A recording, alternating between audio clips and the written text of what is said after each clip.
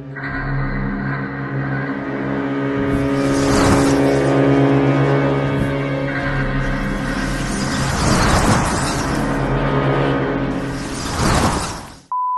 yeah, we'll definitely swing back around to the Frazetta Girls Vampirella when there's more information, more pictures, because I like to know what I'm talking about. You know that? You know better. I'm Robo. This here's the Rewind.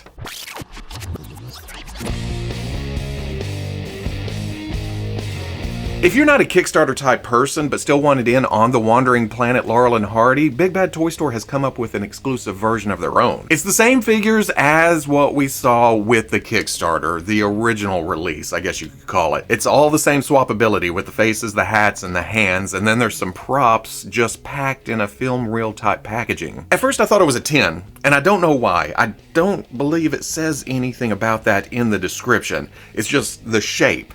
I think film reels used to come in metal containers, so my brain goes, oh, that must be metal, but I don't think it is. And that is the only difference, the packaging, and I guess the way you're paying for it. It's not a Kickstarter, so you're not dropping the funds right now. It's a Big Bad Toy Store pre-order. They don't take the money until it actually ships about a year from now. So, decisions. Decisions to be made and options before you. We're also looking at a wait for the Fresh Monkey Fiction Bizarre World of Naughty or Nice Peter and Patch Pumpkin that they've been teasing over the past couple weeks. We saw the original concepts for these about a year ago, last Halloween season, but they were running it as kind of a crowdfund, and they didn't get enough pre-orders to go into production. This week they said to hell with it, we're just putting it up for pre-order, let the pumpkins sort themselves out later. Now I came up with my own backstory for these last week based on looks alone. And while my interaction between the brothers was a bit more extreme, I still feel like I was pretty close when it comes to their general personalities. Patch is the mischievous older brother, and then Peter is kind and innocent. But instead of one sibling going on killing sprees and the other one trying to stop them like I just rambled on about last week, this is more of a Christmas type situation, which makes sense because the Naughty or Nice line was started with Santa Clauses. And it is called Naughty or Nice, so there's a theme running throughout all the figure releases. Anyway, if a child is good, Peter's gonna leave a pumpkin full of candy on the doorstep. But if the kid is a pain in the ass, Patch leaves, and I'm going to quote here, a pumpkin that would explode when opened. Holy shit, I thought I went a little dark. The story kind of backtracks after that, following that passage with, this trick was a gentle reminder that their actions had consequences and that they should strive to be better in the coming year. A big orange fruit blasting pulp and seeds all over the place doesn't sound gentle, but it sounds fun. Not the whole exploding kids thing, just, you know, in general. These are being sold in a 2-pack that works out to about $40 each, which is slightly more expensive than their Santa Clauses, but there's a big old pumpkin head and some accessories. If you're interested, the links are in the description. And while you're on Big Bad Toy Store, take a gander at the Spero Toys Animal Warriors of the Kingdom Leader of House Pacadin, General Mamba. Or this big old elephant action figure. I thought their gorillas were large. This is twice as big, if not more, and thicker proportioned. The armor color skews me into DC Blue Lantern Brother Worth territory, which is okay. There's nothing wrong with that. It's a big anthropomorphic elephant. But then the more natural skin tones and the cartoony feel, not overly done cartoony feel, but you know what I'm talking about, drags me right back into AWOC. And it seems like fun and games, like he should be doing some dancing, some singing. Maybe I'm kind of Disneyfying the look of the figure here, but then you zoom in and see the eyes, and you know that this guy goes into a berserker rage on the battlefield. Like, even the allies are like, whoa, whoa, whoa, whoa, whoa, Mamba's lost it again. Hang back, we'll talk him down later. And then afterwards, it's like, okay, we good? We good? And then he buys them all drinks at the Animal Warrior bar later and just has a good old time. At least that's how I'm looking at it. If nothing else, it's a tank for your shelf. A centerpiece. This is the figure you put all the other Animal Warriors of the Kingdom around until it's time to fight. And then he just jumps ahead and... Or maybe you could pit your land-based Animal Warriors of the Kingdom against the upcoming Harvinger Studios Savage Crucible Wave 3, which seems chock full of fishy goodness. If you're looking for some underwater army building, look no further than the Pyranoid Savage and Slate. That's a hell of a deal at $27 and $19 each. To spice things up, there's a head pack and a rising character pack to swap out different looks within the troops. Then to get a bit more involved and maybe even specialist types, there's the League Striker, the Fathom Scout, and my favorite, the Abyss Dreadnought. Look inside that mouth, that's downright mesmerizing. These don't seem to be individuals, although they could be. They're your toys. You can do whatever you want with them. But to me, they're kind of the special forces. The Savages and the Slates go out as the first line. Not much armor, not much weapons. They're kind of cannon fodder on the battlefield. But then, when things get serious, you send these guys in. But then there's the Harbinger of the Abyss. This is the one I'm picturing at the back of the pack. Or school, I guess you would call it. But he's barking out orders, or bubbling out orders, just go forward. But then, if need be, he takes a step out in front of the guys and just starts. Things get downright rowdy. But if something catches your eye here, you better hurry because pre-orders are only open until November 8th. So there you go. Again, link in the description. Bandai has been drip feeding promo pictures for their SH Figuarts My Hero Academia Todoroki over the past few weeks.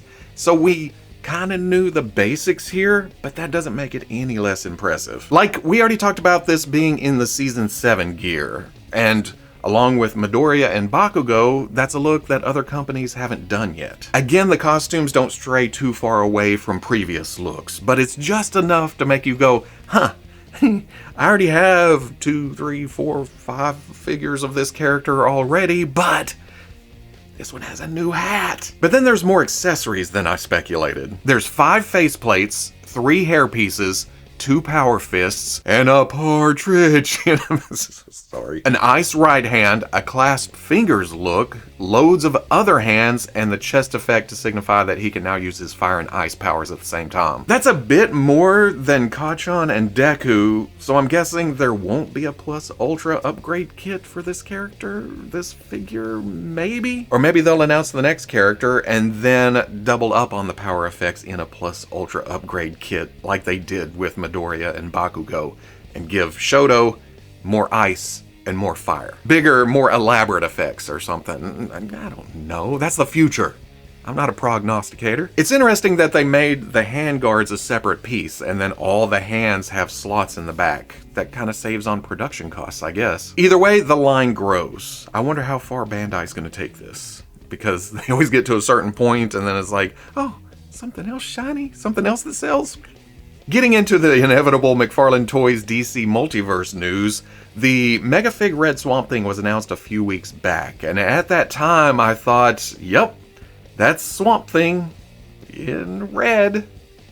Now that we have the full solicitation, all the details, I now know that this is Swamp Thing on planet Ran. Knowledge is power, baby. The blurb reads, Swamp Thing's incredible space-based adventure continues as he arrives on Ran, desperate to find his way back home to Earth and to Abby! Exclamation point. But first he comes to blow with Ran's champion, Adam Strange. Hey now, this is a semi-family friendly show here. We gotta tone that kind of thing down. Does an Adam Strange mention mean there's an Adam Strange DC Multiverse figure on the way? Maybe? Or did they already announce that or tease that at some show that I missed or forgot about? I can't keep up. Todd's a madman. But I really do like the new upper arm and chest overlay along with the head. It fills things out and makes them more massive feeling and gardeny. And I know it's a simple paint effect, but the orange dry brush on top of the red plastic, it makes all that pop. I really, really like it. It's a shame the back isn't painted like that, but lots of people automatically went Swamp Thing who? After the, oh man, here we go. McFarlane Toys DC Multiverse Gold Label McFarlane Toys Store exclusive Detective Comics 587 Night People Batman was revealed. Yes, it's another Batman, but it's another pretty Batman for Batman collectors. I hate to break it to you, Batman sells. It's Batman. I'm Batman. I'm Batman. I'm Batman. I am Batman. And this one's cool, but weird.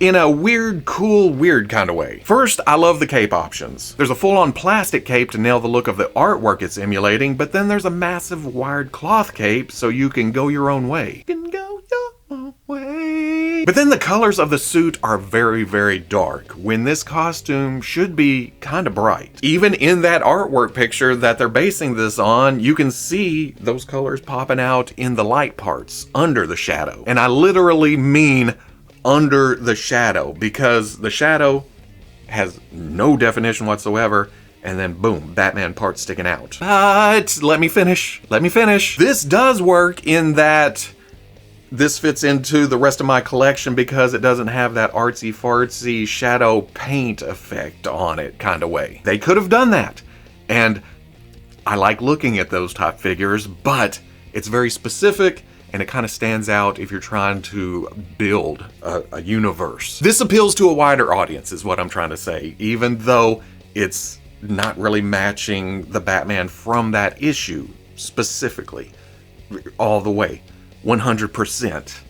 But then again, this is a gold label McFarlane Toy Store exclusive. So do this for a very limited run there that's already sold out. Somebody bought them.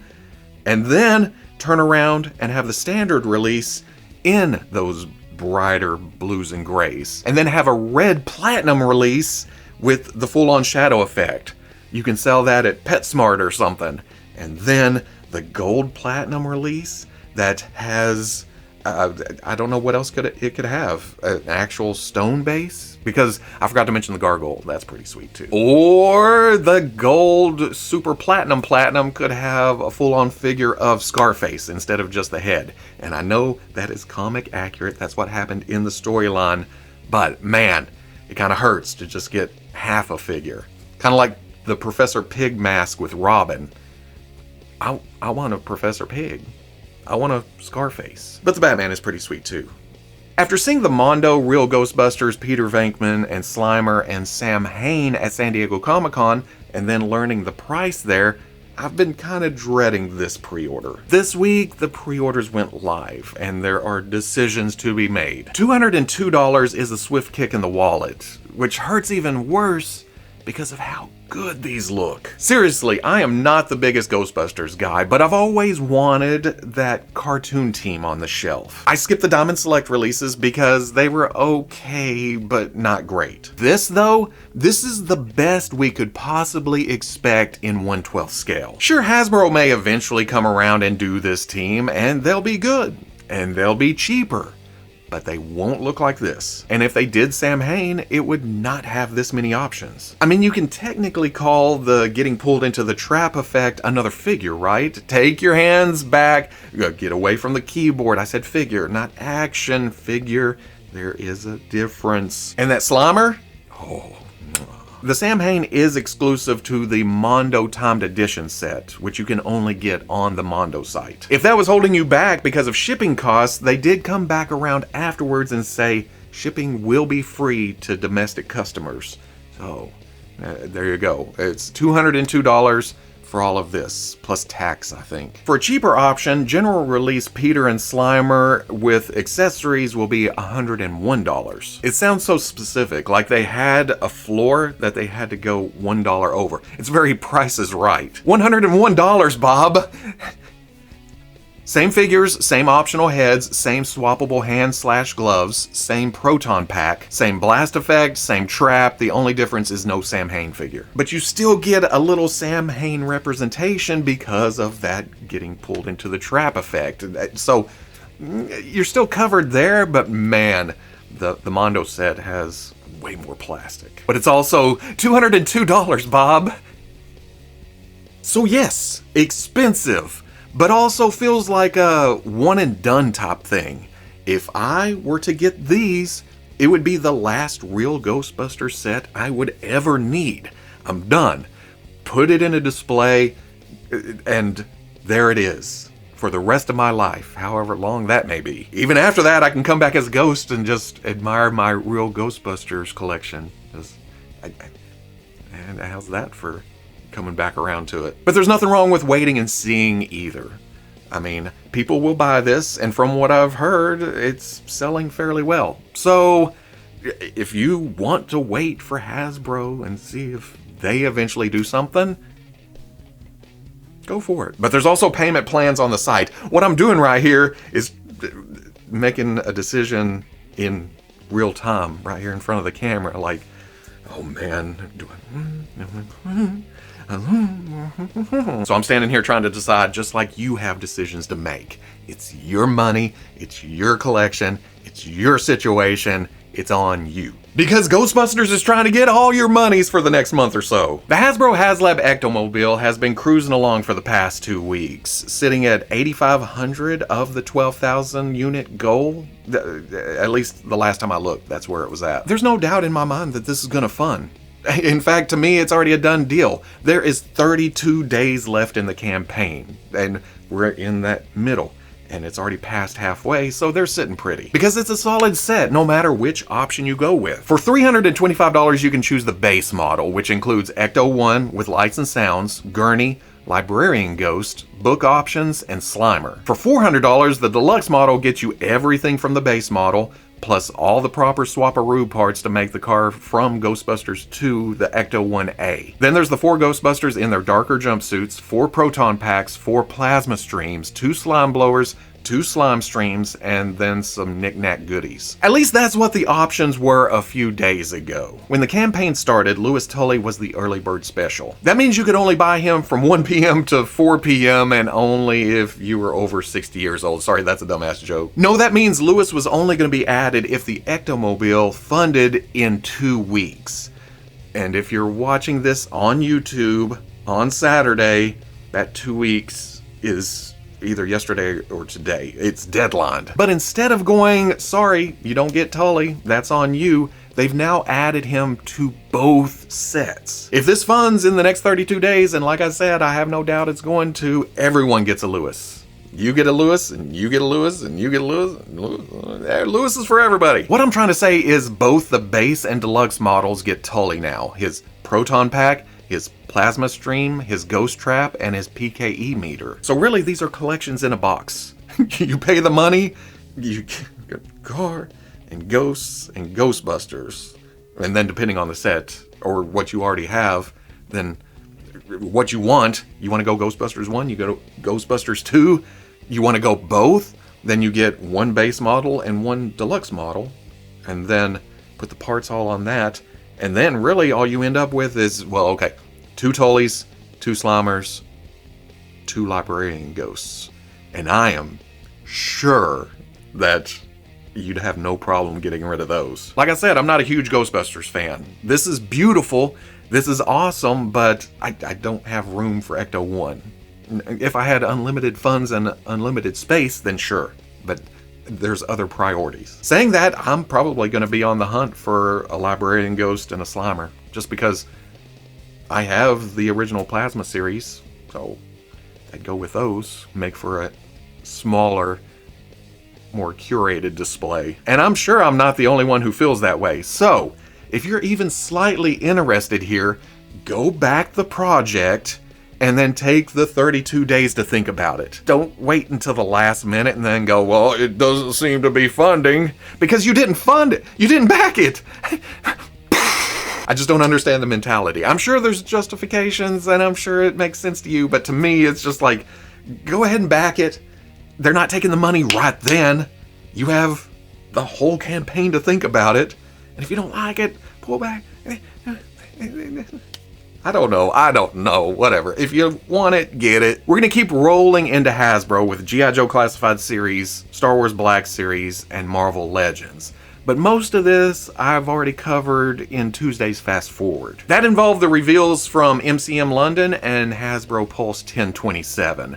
But there's been a few tidbits since then, because Luca Comics and Games is going on in Italy right now. There was some new Marvel Legends reveals there, and then there's been some G.I. Joe solicitations since the Fast Forward, like Heavy Duty. I think we saw the digital reveal for this, but the solicitation brings pretty promotional pictures. And look at this absolute tank of a man. Well, okay, he's probably not that much different from Roadblock when it comes to proportions and size, but you strap that big old weapons array on them and... In fact, they call that the Man-Portable Heavy Weapons System, MPHWS. Basically, he's going to wipe out Cobra by the squad. We're talking about that a lot today, isn't it? Him and Mamba and Harbinger of the Abyss. They all have that same, I'm going to walk out there and wipe them out kind of mentality to them. What's even better is that you can mix and match and swap the weapons into different positions on that rig. You put the Gatling guns up high or low, or the missiles or the blasters, whatever you want to do. Or Heavy Duty can leave that behind, be a bit more agile while holding the big weapons or knives or whatever he wants to do. You gonna tell him no? After that, it's more pictures of the Trench Viper and Cobra modular fortification. It's a Cobra soldier with walls and ladders and sandbags to build out a diorama. Perfect world, the building parts would have a separate release too. But at the same time, the Trench Viper is pretty faceless, nameless. He's adding to the troops. So one character or one trooper per installment, I guess. I see the logic, I see the rationale, but I also understand that people want separate. So they want to build up one part, maybe not the other, or vice versa. This is Pulse exclusive though, so you'll have to go directly to the source for it. After that, it's all the stuff I covered in the fast forward. At MCM London, they digitally revealed Blowtorch, hot, and the Frag Viper, who I don't really know, but I'm kind of tempted because of the Frag Flinger thing. Name-only reveals for the retro card collection were Flint, Televiper, and Cartoon Cover Girl. Then at Pulse 1027, they announced that Nemesis Immortal would go up for pre-order on Monday. And then Monday rolled around, it was an in-stock sale that sold out. So, all that happened at the first of the week.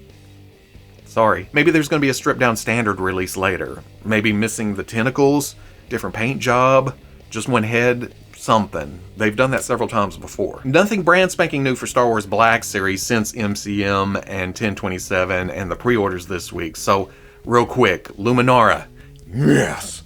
Finally, more prequel Jedi. It's happening! Give me more. Okay, there she is, Shock T. I'll take her too. I think Sebulba's my favorite though. I just dig that Doug. I understand the mentality of I only want him if it comes with his pod racer. Okay, that's cool. But I feel like he had enough scenes outside the pod racer that I can just take this figure and put it anywhere on the shelf. Or anywhere in the house. I may need a Sebulba for the kitchen and the collection room and in the studio, right here, standing on my shoulder. I may need a few of these. Then there's Deluxe Savage Opress, who is deluxe just for the sake of being deluxe. I'm sure he's a larger figure. And then there's the paint apps and stuff, but yeah, Savage. Again, I haven't made my way through the Clone Wars yet, so this falls under the I don't know much, but I know I love you. Okay, I won't subject. Then that may be. Jumping to Marvel Legends, all I need to know. Basically, what little I know of this character makes me think he's a badass. And the figure confirms it, so there you go. Jumping to Marvel Legends, they showed the Captain America Brave New World Cap, Falcon, and Red Hulk in London. Just to reiterate, I'm liking the blue on Sam more and more as I look and see it, but I still think I like the white costume better. Updated wings are awesome, and the same goes for Falcon. The joints just do a lot for posability. As they do. Joints adds to the posability. That's their purpose. But yeah, Falcon, I like the green here. It takes it a bit into Vulture territory, but also military. So there's kind of a balance. I did see comments of, I'm buying him for my G.I. Joe display, and I can see that. Red Hulk is okay. It's a big Red Hulk, but once again, I don't see a lot of Harrison Ford in those head sculpts. It looks more like the generic promotional material that we saw with some of the Marvel display, or like up on the wall of the booth and stuff. It's Red Hulk. To be determined. During 1027, they revealed Dark Avengers Miss Marvel, and at that exact moment of me just looking and then walking out here and going, bleh, I said that this is just a repaint of the Target exclusive Warbird. But then Dan today posted another image, and I'm pretty sure that's not true. I think this is a repaint of the recent Jean Grey Phoenix. The abs are less defined, there's definition to the chest, and then the biggie is the legs. Warbird has the sculpted boot tops with the lower thigh swivel. But then, like I said, Luca is happening right now, and I've only seen Marvel Legends reveals. I think Star Wars had some vintage collection, but we don't talk about that here. For Marvel Legends, it seems they're going to continue the Marvel Studios line. I've been seeing these a lot at Walmart, with the Iron Mans and the Black Widows and the Bruce Banners. And I like the line when they do some tweaking to it. But there's also something to be said of keeping the main characters out there for people just finding the movies or finding their way into collecting. That line's going to continue on with Captain America and Far From Home Spider-Man, which it's Cap and Spidey. They should do pretty well on the pegs. Then there's Spider-Man Across the Spider-Verse Spot Alt version is what they're calling it. I still haven't got off my ass and watched this movie yet. So when I first saw it, I thought, who's that? And it's the body shape that oh, okay. That's got to be Spot. Which kind of hurts because I still really want a comic book Spot. And this just skews too far away from it. But then again, I have no experience with the movie, so I'm not attached to this version. Does look like there's some translucent plastic going on. Finally, out of left field, there is Fabian Cortez. I did not have this on my bingo card, and I did not have this on my want list because I somehow missed the stories with Fabian Cortez and the Acolytes. And everything I read earlier today doesn't really push me to go back and read those stories. But it's an X-related character, so yeah, I'll give it a shot. If nothing else, he can stand next to Maggot and Random and some of the other characters I missed. I mean, it makes sense. There's a lot of reuse going on here. It also feels like it would be odd man out as a single release. It makes me feel like a box set, but then again, we've seen odder choices in single releases, so who knows? I'm sure we'll find out soon enough. And that's all I got for this week. If I missed anything, we'll swing back around at some point. Next Tuesday, I gotta drive up to the airport to fly out Wednesday to New Jersey for Legions Con. Then Thursday and Friday is gonna be a whirlwind of running around and just seeing all kinds of new stuff. What's Mythic Legions? What's Cosmic Legions? That's pretty cool. Look at that. Oh, what's happening here? I've already got a couple of review shots. I'm editing, so standard videos are gonna go up next Tuesday and Thursday, and then probably the next Tuesday. But I don't know what's gonna happen next Saturday. There definitely won't be a rewind, but there may be a live stream depending on con schedule, because maybe we'll do it a little earlier, or we'll just hang out for a little bit and then I'll get an Uber and head to the show or something. I don't know. We'll still talk about toys somehow, or maybe I'll show some video from the Four Horsemen reveals from Friday. I don't know. I'm kind of seat of my pants for the next week. And that's not a bad thing, just so the schedule changes up a little bit. Right, YouTube? It's not a bad thing. Come on now. As always, special thanks to the Patreon. Again, I wouldn't be able to do this without y'all's support, so very much appreciated. And I think that's it. If I don't see you next Saturday, I'll definitely be back around the next Saturday. I fly back and drive back Monday, and then we'll get back right back to it. Because I'm sure the companies are just going to keep throwing the toy news out, showing some solicitations and everything. I think the Marvel Legends big end of the year fan streams coming up. Is that November or December? More toys. We'll get to them. Alright. Goodbye. I don't know much, but I know I love you. Okay, I'm out.